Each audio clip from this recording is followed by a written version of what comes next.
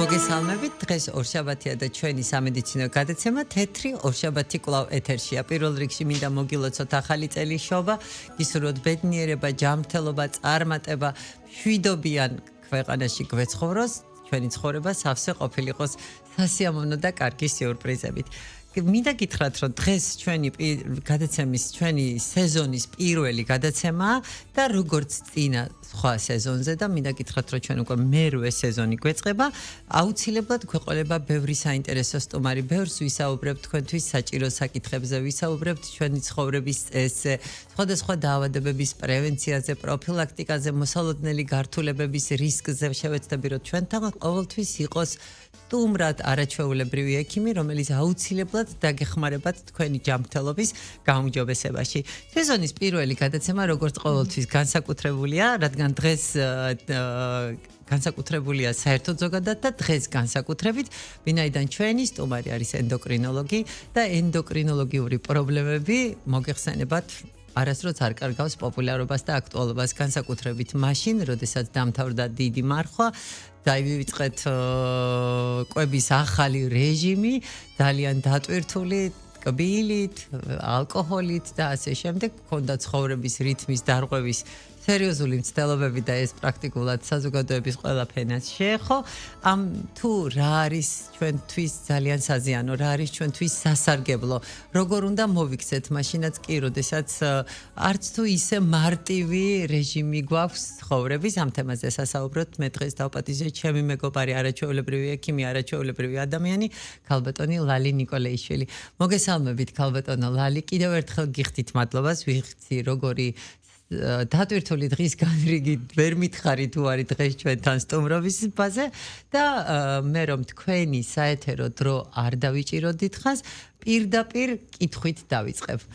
რა დაგვემართა ქართველებს ახალ წელს და რათი გადავირჩინოთ თავი ამ სეზონზე? მოგესალმებით. პირველ რიგში მადლობა მოწვევისთვის და ნდობისთვის და რა დაგვემართა ქართველებს ახალ წელს. ჩვენი პაციენტების ზოგადი მიმოხილვიდან რომ დავიწყოთ, ძირითადად გვემართება რა? პირველი ჭარბიყვება და მეორე ღამით ჭამა. ორი ძირითადი პრობლემა, რომელიც სხვადასხვა კერძის არევა. კი ბატონო, რასაკურველია, ეგეც არის ერთი ძირითადი მომენტი. და ბევრი ცხიმიანი პროდუქტის მიღება, ბევრი ტკბილეულის მიღება.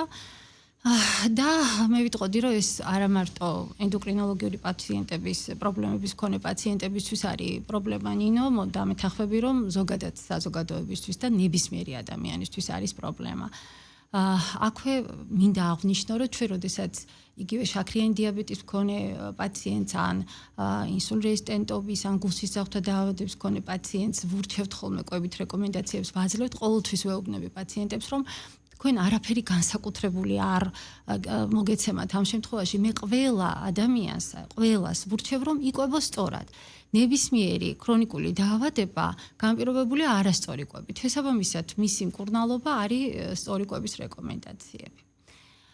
სწორი კვების რეკომენდაციები არაჩვეულებრივი. საერთოდ სიტყვა დიეტა ძალიან ისეთია არაპოპულარული, არასწორი მიდგომა. ამას ქვია კვების რეჟიმი, რომელიც შეიძლება ვიღაცისთვის ძალიან სწორიც იყოს, ვიღაცისთვის ნაკლებად. თუმცა მაინც არსებობს გარკვეული პრინციპები, რომლის დაცვა არავის არ გვაწყენდა. რასაკვირველია. პირველ რიგში მოდი საიდან დავიწყოთ, იცი, როდის უნდა ვისწავლოთ ეს რა ასაკში? რასაკვირველია, ეს უნდა ვისწავლოთ ბავშვობიდან და ეს უნდა გვასწავლოს ოჯახმა. აქედან გამომდინარე, ყოველთვის, როდესაც ვლაპარაკობთ იმაზე, რომ აი ბავშვი მსუქანია, პირველ რიგში დედა და მამა უნდა გამოსწორდნენ, თუ მათმა მშობლებმა არ გამოასწორეს, ასე ვთქვათ, საიდანღაც ხო უნდა დავიწყოთ, არა. ოჯახიდან უნდა დაიწყოს ეს ყველაფერი, უნდა გაგრძელდეს აუცილებლად ბაღებსა და სკოლებში, რაც ძალიან მნიშვნელოვანია, იმიტომ რომ აი მე ხშირად ვაწყდები ხოლმე ისეთ თინეიჯერობის ასაკში ბავშვებში, სადაც უკვე მშობლები აღარ ატანენ საჭმელს, ან არ აქვს სკოლის კვება, ამ ბავშვებში ძალიან ხშირია ბუფეტში ჭამა სასადილოში სკოლის და აქ როგორც წესი არის ესეთი ფასტ ფუდი და ისეთი საკვები, რომელიც ბავშვებისთვის საზიანოა და არ არის სასარგებლო. ხოთეშორის უკაცრავად შეგაწყვეტინეთ, ეხლა ძალიან მენიშნა რაც თქვით. რამოდენიმე წლის წინათ იყო ძალიან სერიოზული პროპაგანდა ინგლისში, არის ცნობილი ესეთი შეფი, რომელმაც გადაწყვიტა, რომ სკოლებში შეიტანა ჯანმრთელი კვება და იყო მთელი გადაცემების სერიალი, როგორ ამზადებდნენ ბავშვები მასთან ერთად და როგორ გამოდევნეს ნელ-ნელა სამზარეულოდან, მაგალითად მოგეხსენებათ ინგლისური ფასტ-ფუდი, მაინც განსაკუთრებული ლორი, შემწვარი კვერცხი, ლობიო და ასე შემდეგ და აი როგორ ნელ-ნელა ჩაანაცვლა და ეს გახდა ისეთი პოპულარული, მე ხა ეს ვიცი მხოლოდ გადმოცემით სატელევიზიო შოუს ვადევნებდი ხოლმე თვალს და სხვათა შორის ქონდა არაჩვეულებრივი შედეგები და ბავშვებმა ისწავლეს, გარკვეულმა ნაწილმა ისწავლა სწორად კვება. აი ხა კერძო სკოლების გარკვეულ ნაწილში მაინც არსებობს ამის კულტურა. დასაწყის კლასებში, უფროს კლასებში. როდესაც აკონტროლებენ ბავშვის კვებას, მაგრამ შემდგომში უკვე რა თქმა უნდა, თუმცა თუ არ იქნება სამზარეულოში ფასტ-ფუდი, დასაკვირველი ვერ მიიღებს იმას, იმიტომ რომ შია და უნდა შეჭამოს აუცილებლად. კი, ნამდვილად ეს არის პრობლემა. რახანაც ამ თემაზე დავიწყეთ ლაპარაკი, გავაგრძელოთ იმით, რომ გარკვეული სიახლეები გვაქვს ამ მიმართულებით, ან კვებით რეკომენდაციებთან დაკავშირებით. ეს სიახლე მოგვაწოდა ამერიკამ. სწორედ ეხლა 2026 წელს გამოიცა ეს ახალი გაიდლაინი კვებითი რეკომენდაციები და გაიზიარა უკვე კანადამ და იმედია გაიზიარებს ევროპის ქვეყნებიც და ჩვენამდეც მოვა ეხა რას გულისხმობ. რეალურად შეიცვალა მიდგომა ცხოველურ საკვებთან დაკავშირებით.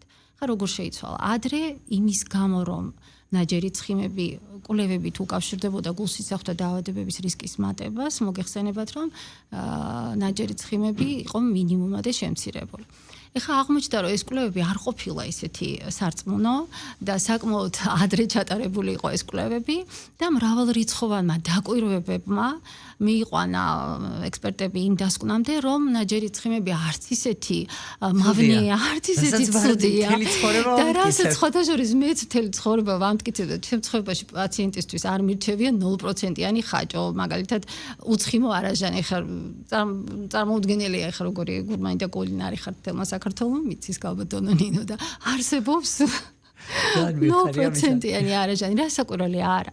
და მე პირადად არა, მაგრამ რასაკვირველი ხა 20% თუ არ არის ცხიმის არაჟანი, უკვე აღარ არის ხო არაჟანი.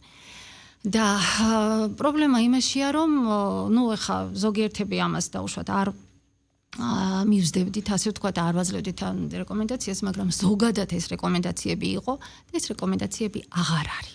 ანუ ნაჯერი ცხიმები არის მისაღები დღესდღეობით უკვე ამერიკაში კვებით პროდუქტებში და ბევრი რამ შეიცვალა მათი გადასახედიდან. პრინციპში რეალურად რომ გადავხედე ახლა აი ამ რეკომენდაციებს, ზოგადი სწორი კვების პრინციპებში ჩაჯდა უკვე. ყოველ შემთხვევაში მე რა წარმოდგენაც მქონდა ზუსტად იმას ემთხვევა. გამოვიდა ენდოკრინოლოგების და ნუტრიციონოლოგიური, კი, ეს არის გაიდლაინი და სხვათა შორის ძალიან საინტერესოა რომ ეს არის ყოველ 5 წელიწადში ერთხელ იცვლება იქ კვებითი რეკომენდაციები და თავიანთი კვებითი რეკომენდაციების მიხედვით უგეგმავენ ინდუსტრიას როგორ აწარმოონ საკვებით. აი ხლა ინდუსტრიისთვის ეს არის ძალიან სერიოზული პრობლემა და რატო გეტყვით? ანუ რეკომენდაციაა რომ საკვები იყოს გაჯერებული ომეგა-3 ცხიმოვანი მჟავებით და შესაბამისად არ იყოს, იმიტომ რომ თანაფარდობა ომეგა-6-სა და ომეგა-3 ცხიმოვან მჟავებს შორის მოგეხსენებათ რომ არის ძალიან მაღალი ყოველდღიურ საკვებ რაციონში, უნდა იყოს 4-1-ზე და ამ თანაფარდობის დარღვევა იწვევს სწორედ გულსისხლთა დაავადებების რისკის მატებას, იმიტომ რომ ენდოთელიუმის ანთებას იწვევს და ინსულინ რეზისტენტობას.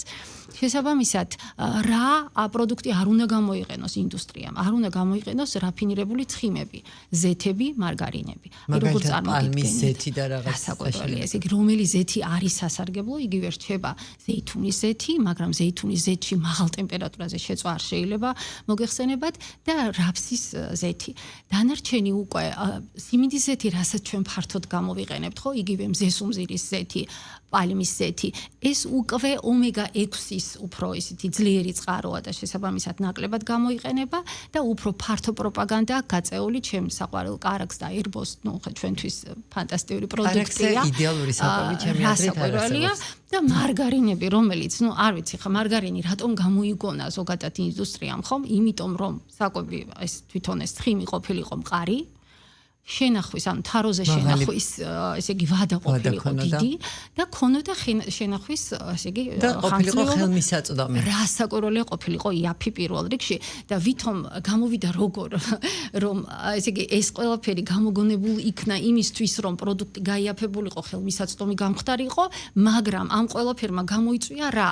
რომ ამ უამრავ ადამიანს უამრავი მეტაბოლური დაავადება დამართა და იმის ნაცვლად რომ ვითომ იაფად გამოსულიყო და სახელმწიფო სახელმწიფოებს იაფი დაჯდომოდათ ამ ხალხის გამოყვება. გაცილებით ზვირი დაჯდა უკვე ჯანმრთელობაზე ზრუნვა და ეხლა ჩვენ სტატისტიკა ცოტა მოვიკოჭლებთ საქართველოში და ამერიკა დებს როგორ სტატისტიკას წარმოიდგინეთ რომ 90% მოსახლეობის ავადობს მეტაბოლური დაავადებებით. მე მგონი ჩვენთან ეს ნაკლები არ არის. 70% ამერიკის მოსახლეობის აქვს ჭარბიწონა და სიმსუქნე და ყოველი მესამე ბავშვი არის ჭარბწონიანი და მსუქანი. კი, რა თქმა უნდა, მეტაბოლური პრობლემა არის საშინელება. ჯერ ეს ერთი მშობლების უმრავლესობასაც თავისი გადატვირთული ცხოვრების რეჟიმის და გამო ძალიან ხშირად უწევთ, რამდენადაც არ უნდა უნდოდეთ, რომ თვითონ მოამზადონ საკვები, არ ცალიათ ამისთვის და უწევთ საკვების გამოძახება, რომელიც რა თქმა უნდა შეიცავს უამრავ პრობლემას. მე სულ ვამტკიცებდი, მე არ ვიცნობდი, ესე იგი მე წინსწრებით დავწერე ეს გაიდლაინი პირადად ჩემთვის. მე სულ ვაღიარებდი, რომ აუცილებლად კვერცხი, კარაქი, ხორცი, თევზი ეს არის შეუცვლელი პროდუქტი და ბოსტნეული, ახლა არ ვახვევ საზოგადოებას თავზე, მაგრამ ჩემთვის ნაკლებად ინფორმატიული იყო. როდესაც მე პირადად ძირითადად ვიღებ ასეთ პროდუქტს და თავს ვგრძნობ არაჩვეულებრივად. ბოსტნეულს ახლა ცოცხალი ბოსტნეულს რა თქმა უნდა შეუძლია. მაშინ ესეც თქვათ, ახლა რა ულუფები არის მიზანშეწონილი. 3 ულუფა ბოსტნეული, რეალურად ითვლება რომ 2-3 კვება არის ჩვეულებრივადაც დასრული ადამიანისთვის მისაღები, თუ რასაკვირველია ექიმის მიერ სხვაგვარად არ არის დანიშნული და ამას ჩვენ არ ვეხებით, ჩვენ ზოგადად ვსაუბრობთ დღესდღეობით და არა კონკრეტულ დაავადებებზე, ხომ? ბოსტნეული.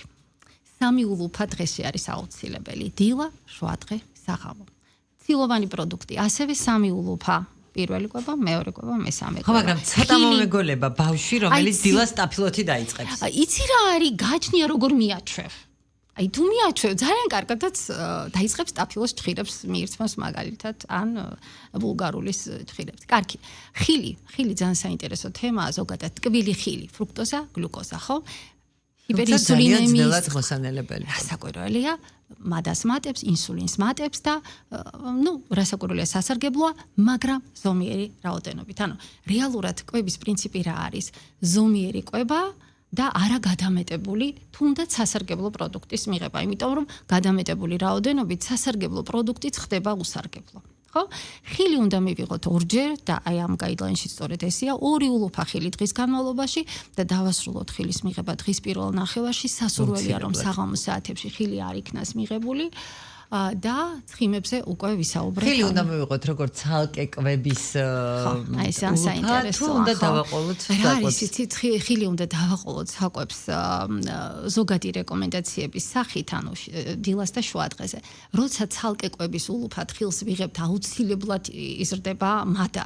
აქედან გამომდინარე ადამიანებში, ვისაც მიდრეკილება აქვს ჭარბიწონისკენ და ისედაც მადა გაძლიერებული აქვს, ხილის ცალკე მიღება პირიქით ჰიპერინსულინემიას იწვევს რასაკვირველია და მაშინვე ითხოვს კვებას პირიქით გაძლიერებულად ადამიანი.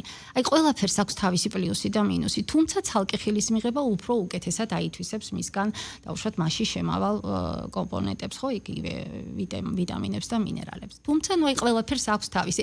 რა არის ახლა მთავარი კიდე ხაზგასმული ამ გაიდლაინში და ძალიან საინტერესოა, რატომღაც ახლა თავიდან აღმოვაჩინეთ ამერიკა და ძალიან საინტერესოა, რომ თურმე ბუნებრივი და ჯანსაღი პროდუქტი ყოფილა კარგი. აი კარგია ყველაფერი ის რაც შექმნა ბუნება. რაც ადამიანის ხელმა შექმნა ის სულყოფილი ვერასდროს ვერ იქნება და იმას აქვს თავისი ბევრი ესე იგი ისეთი გვერდითი მოვლენები, არა კარგი შედეგები და კიდევ რაც ძალიან საინტერესოა. ჩვენ რომ არ ვიცით კიდევ ისეთი არა კარგი შედეგები. აი მაგალითად მარგარინებზე არასოდეს არ მიყვარდა მარგარინები და არასოდეს არ უწევდი ამას მაშინაც კი როდესაც ყოველთვის გრძნობდი ამ პროდუქტის სივერაგეს და როგორ გააკეთეს მარგარინი, რისთვის გააკეთეს თქვით, ხო? ანუ მარგარინი ორი ძირითადი პროცესია, ესთერული მჟავების გადანაცვლება, რომ აი ეს მყარი გამხდარიყო და ჰიდროგენიზაცია, ხო? ანუ წყალბადის იონების გაჯერება. და რა არის საინტერესო ნახე, ჰიდროგენიზაცია იწვევს ტრანსხიმების წარმოქმნას და ყველა მითის რომ ტრანსხიმი მავნებელია და ამ ესთერული ანუ ცხიმოვანი მჟავების გადანაცვლება იწვევს გამყარებას, კი ბატონო, ნაკლებად ტრანსხიმებს, მაგრამ კიდევ რა შედეგები აქვს ღმერთმა იცის, არ ვიცით. ფაქტი არის რომ მარგარინს სრულად გადაესვა ხაზი და რა ვიცი მე მაგალითად ძალიან გამიხარდება თუ საერთოდ ვერ დავინახავ მარგარინებს მაღაზიებში. ეხლა მე რამოდენიმე ჩამჭრელი კითხვა მაქვს თქვენთან ქალბატონო ლალი როგორც მსმენელს. აი ადამიანი რომელიც მიდის სამსახურში და რომელმაც იცის რომ დილით უნდა ისაუზმოს და შეიძლება დღის ბოლომდე საკვები ვერ მიიღოს. აი რამდენად სწორია ახლა იმან დილას ისაუზმოს გნებავთ სტაფილოს ჩხირებით. არა, სტაფილოს ჩხირებით ხო არ ვთქვით რომ სტაფილოს ჩხირები მარტო. საკვები უნდა იყოს ბალანსირებული, ანუ კომბინირებული. აუცილებლად ერთი თეფშის პრინციპი და ეს თეფშის განაწილება, რა ვიცი, ყველამ ვიცით, ხო? ნახევარი თეფში უნდა იყოს ბოსტნეული, მეოთხედი უნდა იყოს ცილოვანი პროდუქტი და მეოთხედი უნდა იყოს ნახშირწყლოვანი პროდუქტი. ამას ემატება აუცილებლად ეს ერთი ულუფა ხილი, რასაც ვამბობთ, რომ დილას უნდა მიიღოს ადამიანმა და ძალიან სასურველია რომ დავამატოთ ნიგზეული რაიმე, ნიგოზი ან ნუში. ეს არაჩვეულებრივია, ეს მე ძალიან მომწონს. აბა მარტო ნუში მაგალითად კი კიდე ერთი კითხვა მაქვს. აი ძალიან ბევრს წერენ, ხშირად წამიკითხავს. უჯერ ნახშირწყლებს, სწრაფად მომზადებულ ნახშირწყლებზე, მაგალითად როგორიც არის შვრიის ფანტელი, რამდენად მიესალმებით აი ეს არის ძალიან საინტერესო, შვრიის ფანტელი, ანუ ეგრეთ წოდებული ჰერკულეს, რასაც ეძახი. რასაკვირველია არ მივესალმები, იმიტომ რომ ეს არის მაღალ ნახშირწყლოვანი პროდუქტი, რომელიც თვითონ შვრია კი ბატონო. ანუ ზუსტად ესეც არის ხაზგასმული იმ ახალ რეკომენდაციებში, რომ ყურადღება უნდა აქცენტი უნდა გავაკეთოთ მთლიან მარცვლეულზე. და მთლიანი მარცვლეული არის სასარგებლო და მათგან მიღებული რაფინირებული პროდუქტები არის უსარგებლო. ანუ რაფინიზაცია რაც მოხდა იგივე ფქვილის წარმოებაში, იგივე შაქრის წარმოება და თვითონ შაქრის პრობლემა ძალიან ისეთი ხაზგასმულია და შაქრის რაოდენობები დაყვანილია მინიმუმამდე. ანუ პრაქტიკულად არის რეკომენდაცია და ანუ ახლა ამას მე ყოველთვის ვამბობ, არა მარტო ვეუბნები რომ დიაბეტიან პაციენტს, აი რომ მოყვება თავისი ოჯახის წევრი ვეუბნები რომ თქვენც ესე უნდა იყვებოთ, იმიტომ რომ არავისთვის არ არის შაქარი ცხოვრების ნორმა, აბსოლუტურად სწორად აღნიშნეთ. არავისთვის არ არის შაქარი სასარგებლო. და არც საჭირო ბავშვთა კვებიდანაც იქ ძალიან კარგი ისინი არის ხაზები, ბავშვთა კვების ნიუანსები, ბავშვთა კვებიდანაც არის პრაქტიკულად ამოღებული. და კიდევ აი მაგალითად თაფლთან მიმართებაში სიტყვასთან დაკავშირებით ხშირად მსმენია ჩემი მეგობრებისგან, ზოგჯერ კოლეგებისგანაც კიდე გამკვირვებია, რომ აი სრულად ჩაანაცვლე თაფლით. თაფლს არც ისეთი უსაფრთხოა თაფლის ყავაში დამატება, ჩაიში დამატება, ფაფაზე დამატება, გაცხელი. საერთოდ არ შეიძლება ხო ეს ვიცით წყალში თაფლი არა, თუმცა ერთი კოვზი თაფლი დღის განმავლობაში მე ვფიქრობ რომ ნორმალურია. თაფლთან მიმართებაში კიდევ რა არის საინტერესო, იცით რომ გადამეტებული, ანუ ნორმა უნდა დავიცვათ. ბევრი, რასაკვირველია, არ არის რეკომენდებული. ახლა ჩვენი მსმენელიდან აუცილებლად გაჩნდება ვინმე, რომელიც ასეთ კითხვას დასვამს, რომ ტრადიციული ქართული გოზინაყი მოხარშული თაფლით აღმოჩნდა და მე მაქვს ამისი სერიოზული წყარო, რომ ჭეშმარიტი ქართული გოზინაყი სულაც არ კეთდებოდა მოხარშული თაფლით. მხოლოდ თბებოდა და ხელით ამოყავდა ხანგრძლივი დროის განმავლობაში.